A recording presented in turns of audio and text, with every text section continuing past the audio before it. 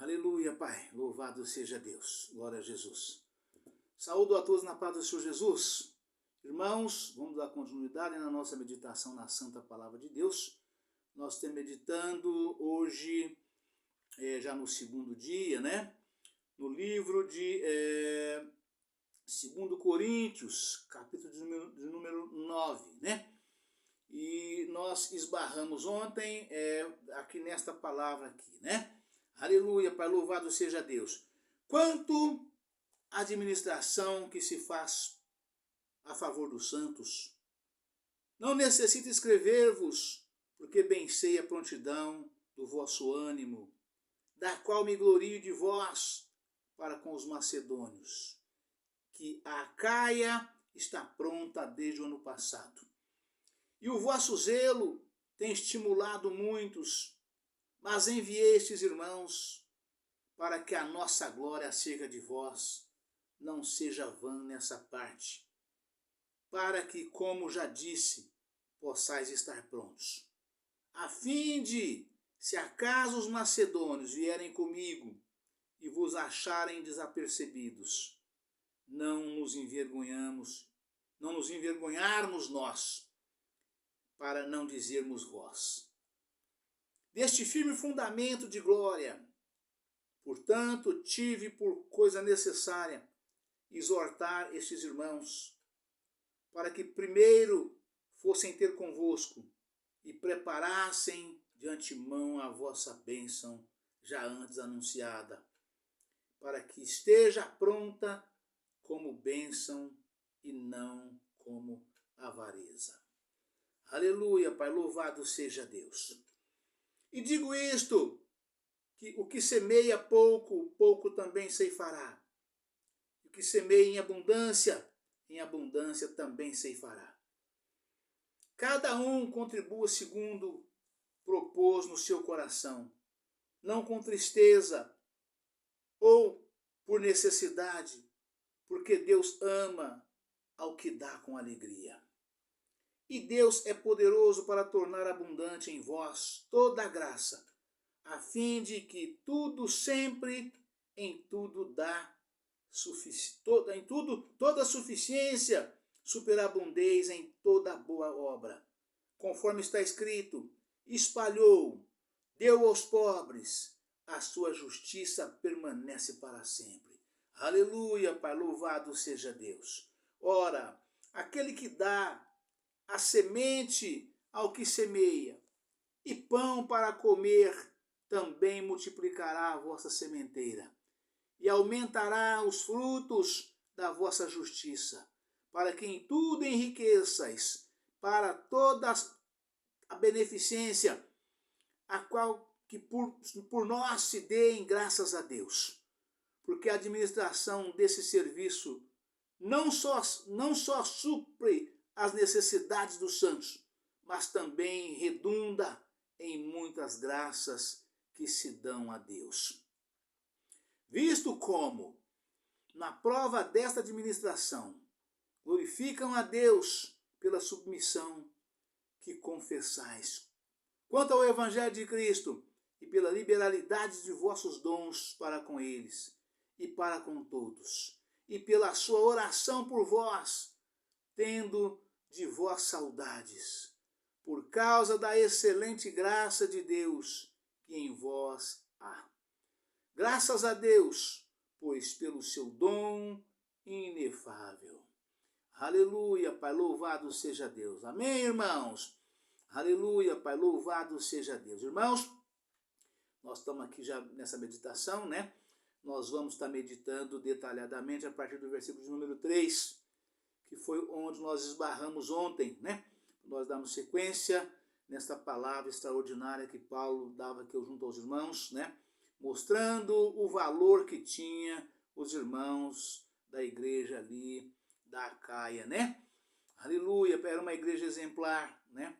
Igreja que fazia, de acordo com as palavras de Paulo, ela abria as mãos para a obra de Deus, ela dava com alegria, né? Então Paulo, ensinando os irmãos da Macedônia, ele dizia a mesma coisa nesse sentido, né? Aleluia, Pai, louvado seja Deus. Glória a Jesus. Aleluia, Pai, louvado seja Deus. Aleluia, Pai, glória a Deus. A fim de acaso os macedônios vierem comigo e vos acharem desapercebidos, não nos envergonharmos, nós para não dizermos vós, deste firme fundamento de glória. Né? Portanto, tive por coisa necessária exortar estes irmãos, para que primeiramente fosse ter convosco, e preparassem de antemão a vossa bênção já antes anunciada, para que esteja pronta como bênção e não como avareza. E digo isto, que o que semeia pouco, pouco também ceifará. E o que semeia em abundância também ceifará. Paulo exemplifica aqui, irmãos, a situação daquele que dá com alegria, né? Aquele que faz, que cumpre aquilo que está escrito, né, na santa palavra de Deus em relação às ofertas, em relação às ofertas alçadas, em relação às ofertas espontâneas, em relação aos dízimos. Né? Vocês podem observar, vocês podem prestar atenção. Você que é irmão crente, você que se diz crente, você que está numa igreja de crente, pode observar a vida das pessoas que todos os dias, quando a salva passa, primeiramente ele se esforça para estar nos cultos com a frequência máxima possível. Né? O que é a frequência máxima? Depende. Depende de quantos cultos tem na igreja. Tem igreja que tem 3 cultos por semana, tem igreja que tem 6, tem igreja que tem 7, fazendo uma vez só por dia, realizando os cultos uma vez só por dia. Mas tem aquelas igrejas grandes, igrejas sedes, né, que tem 2 cultos por dia.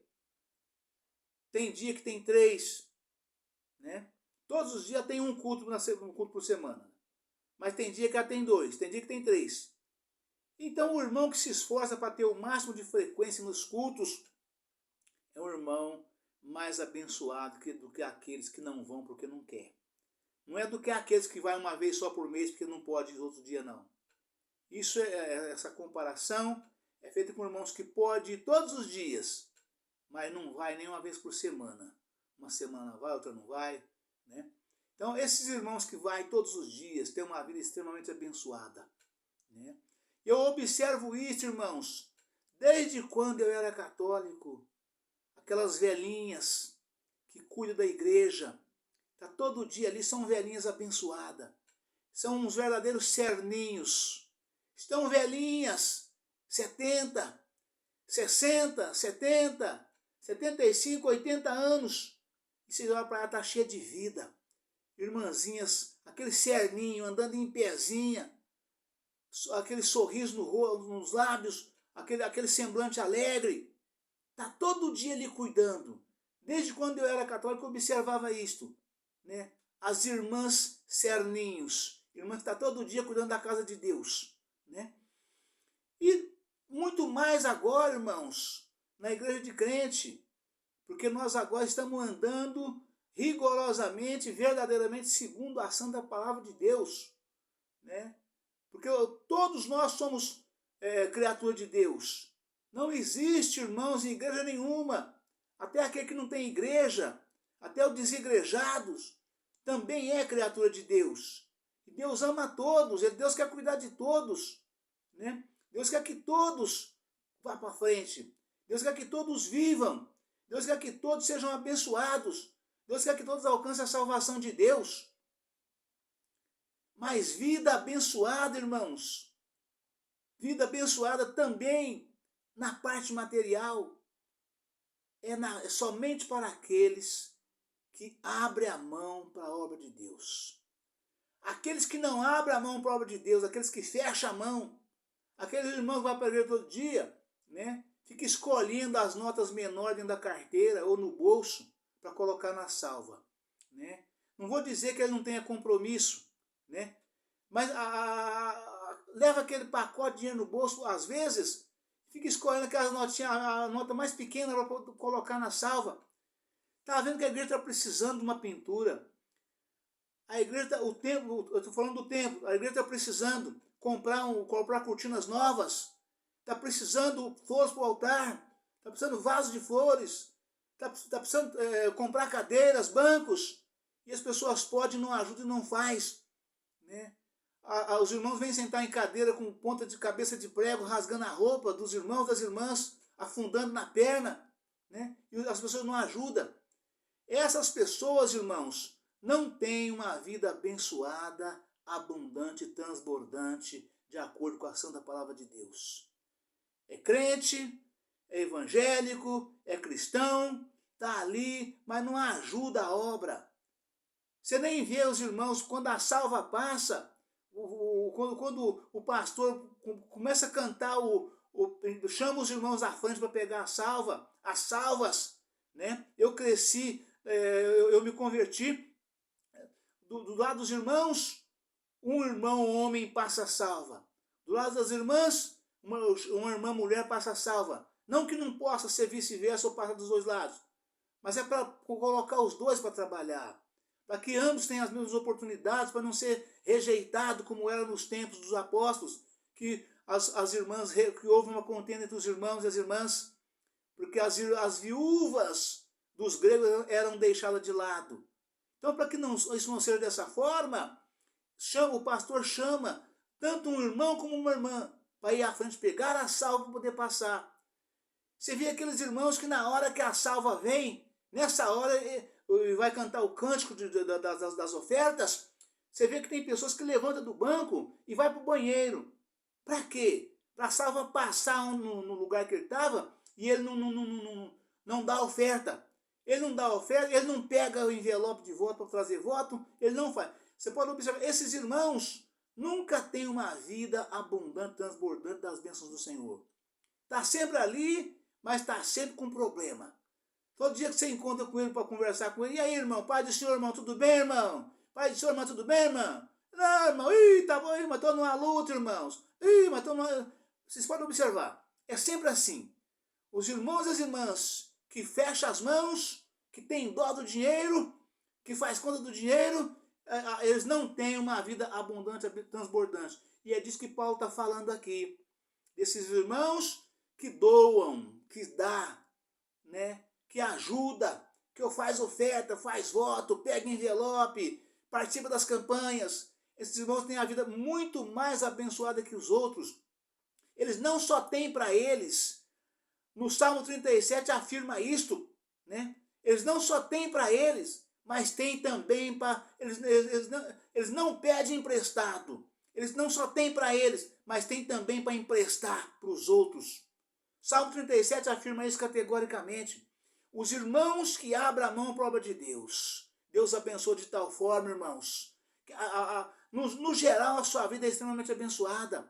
Os irmãos trabalham, ganham, produzem, né, o suficiente para ele, para a família, para os familiares e ainda emprestam para quem precisa. Ele não pede emprestado.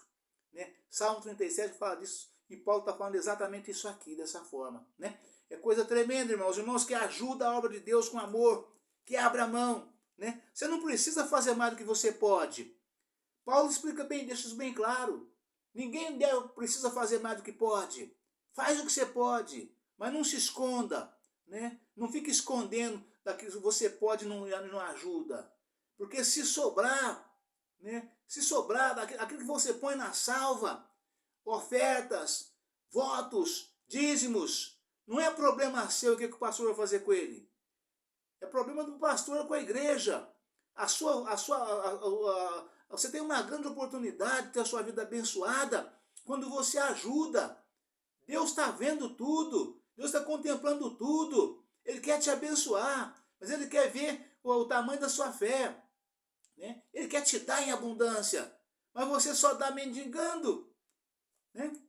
E Paulo está falando aqui desses irmãos que faziam isso dessa forma. Portanto, tive por coisa necessária exortar antes esses irmãos, para que primeiro fossem ter convosco e preparassem de antemão a vossa bênção já antes anunciada, para que esteja pronta com a bênção e não com a avareza. E digo isto, que o que semeia pouco, pouco também ceifará. E o que semeia em abundância também ceifará. Ou seja, se você doa com alegria e dá sempre a sua melhor oferta, faz sempre o seu melhor voto, sempre a melhor oferta alçada, melhor oferta espontânea, dá o seu dízimo com zelo, né? O que é dar o dízimo com zelo, pastor Israel? É você dar 10% do que vier na tua mão, né? Se você você trabalha e você é mensalista, todo mês você pega seu pagamento. Qual é o valor do seu pagamento? É um salário mínimo?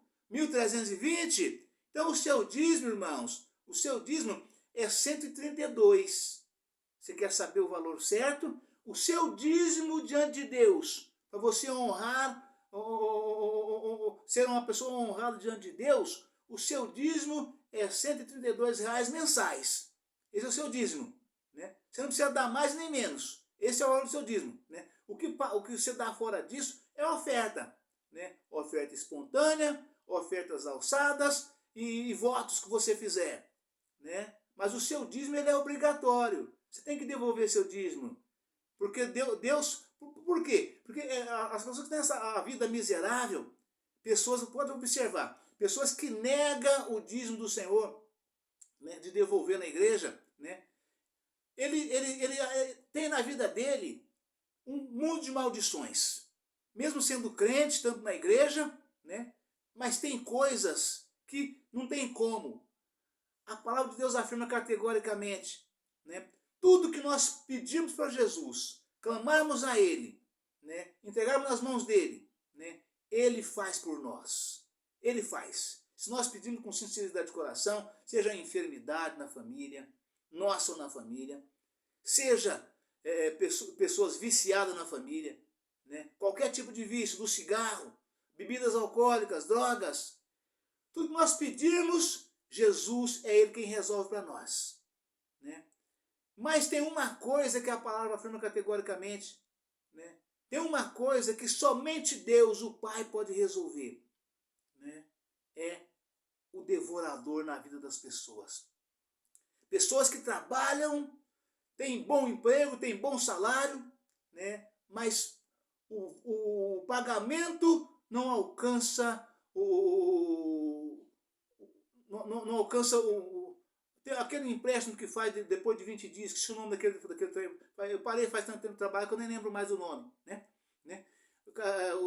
Toda firma grande, no dia 20, ela faz um pagamentinho ali para as pessoas, de maneira automática, cada um pede aquilo que quer e ela manda, né? Então o pagamento não alcança esse extra que vem no dia 20, e esse extra do dia 20 não alcança o pagamento até o sétimo dia útil. Porque a pessoa não devolve o dízimo, não é dizimista. Ou se devolve o dízimo, devolve pelas metades.